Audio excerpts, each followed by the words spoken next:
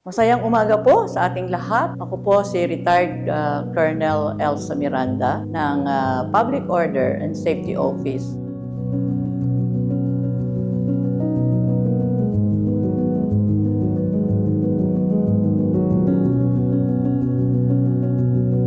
Sa ngayon po ay kasalukuyan po na ginaganap ang ating capacity building program on traffic management and enforcement operations dito po sa Tarlac Police Provincial Office. Ang layunin po ng training ito ay upang madagdagan ang kaalaman ng ating mga traffic and safety enforcers at makatulong na mapagaan, ma-maintain ang order and ensure yung pong traffic flow. Ang training pong ito ay will run for 5 days, Wednesday to Sunday. 3 days will be devoted to lecture discussion and 2 days po ay iaalat po ito para po sa ating mga on-site deployment.